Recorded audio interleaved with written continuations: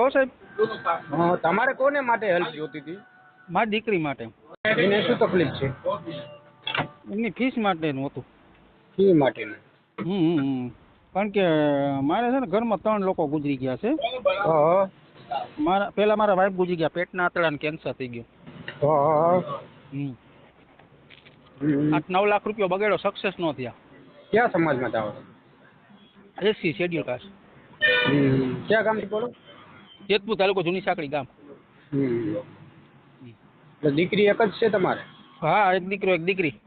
એક દીકરી ને એક દીકરો? હા, મારી નાની ઉંમર છે. નાની ઉંમર મારી ઘરના 35 વર્ષના હતા ત્યારે ડેથ થઈ ગયા. 5 વર્ષ થયા છે. લગ્ન પાછા નથી કર્યા? ના કોઈ દીકરા દીકરી છે કોઈ આ નથી પાડતું. એમ તો મહેનત તો ઘણી કરી અમે.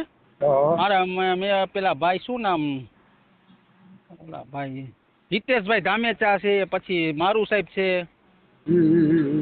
બધે ને કોલ આપણો વિડીયો છે પણ કોઈ નથી સામે વાળું પાત્ર નથી કોઈ આ પાડતું. એ મારે તમને વાત કરવાની જ હતી નિરાતે, પણ મેં કીધું પછી હું ઘણા તમારો વિડીયો જોતો જોવો. ક્યાં સમાજમાં કીધું તમે? શેડ્યુલ કાસ્ટ, દલિત. દલિત સમાજ? સમજી ગયો. આપણે તો ભેગી દીકરી હોય તો કાંઈ વાંધો નહીં. હા, એ તો બરોબર છે. એ તો કાંઈ વાંધો નહીં. એ તો ઓડિયો તો વાયરલ થયો તો આ સમાજ છે, જોઈએ છે. અને થોડીક જમીન કંઈક વેચી છે કે મારે સેવા કરવું કોઈ. હા, એ બિચારાનું વાત મેં સાંભળી ભાઈની કે મારે એ કે મદદ કરવી કોઈ. મારી પરિસ્થિતિ એવી છે, અમે જ્યારે અમારી પાસે હતું ને સાહેબ, અમે બીજાના આંસુડા લૂછતા એવી અમારી હતું. આજે હું એકલો થઈ ગયો હાવ. અને મારી બા 74 વર્ષના મારા બા છે, એ હાવ ધ્રુજા રાખે છે, એનાથી કામ થતું નથી. બરોબર. અને રાઈટપાણીઓ પંપમાં નોકરી કરું છું, 9000 રૂપિયા પગાર, મારું ભેગું થતું નથી. સમજી ગયા? મારી 2 વર્ષની મારી દીકરીની ફી બાકી છે, મારા છોકરાની ફી બાકી છે. અમે મારા ઘરે લાઈન થતી, હું તમને કહું ને ચોખ્ખું કહી દઉં, ભગવાનના 4 હાથ હતા પણ બધું છીન ભીન થઈ ગયું. અત્યારે આ જમાનામાં કોઈનું છે નહીં. અત્યારે જો બાપ જીવે ત્યાં સુધી કાકા, માં જીવે ત્યાં સુધી મામા. બરોબર ને? સાચી વાત. હા, બસ. એટલે અત્યારે હું મારી પરિસ્થિતિ સુસાઇડ કર્યા જેવી છે. હું તમને જે સહી તમે ઓડિયો મૂકો હોય તો વાંધો નહીં, ભલે સમાજ જોતા હોય. સમાજ કોઈ કાયમ આવતું નથી, કોઈ ભાઈઓ કાયમ આવતું નથી. એમાં સત્ય છે, એમાં કોઈ ખોટું નથી. બરોબર. કેમ કે જ્યારે પરિસ્થિતિ નબળી થાય ને ત્યારે કોઈ બાજુમાં આવતું નથી. ઓલો નથી, આપણે કૂતરું હોય એને હળો પડે એટલે ભલે અત્યારે મારી પાસે કાંઈ નથી, પણ હું કોઈ ભૂખા માણસને જવા નથી દેતો. લ્યો, એ મારો ધર્મ છે. ના બધું સારું થશે ભાઈ, શાંતિ રાખશો. દીકરી છે, દીકરો છે, ટાઈમ જશે એટલે બધું પહેલાથી સારું થઈ જાય. થોડુંક થઈ જાય બધું સારું.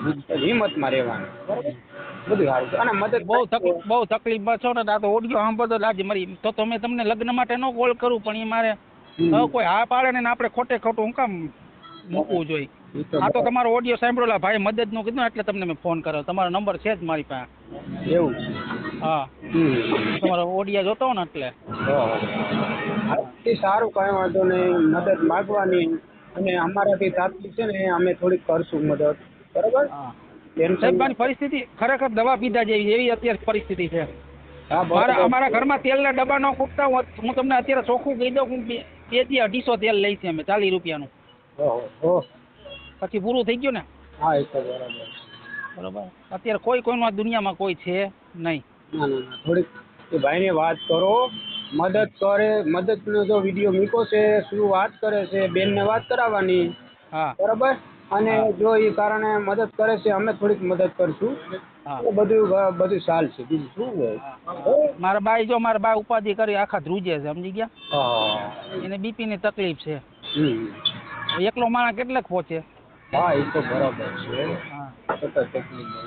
ઉંમર કેટલી? બાળકોને કેટલી ઉંમર છે? એક 17 વર્ષ ને 14 વર્ષ. તો નાની ઉંમર છે. હજી નાની ઉંમર, એની તો ભણવાનું લખવાની બધું. હજી તો ઉંમર બધી રમવાની ખેલવાની છે. હજી ઉંમર ભગવાનને એટલો માનો પણ ભગવાનને સામું નથી જોતા. જોવે શાંતિ. આજ સારું થાય, કાલ સારું થાય.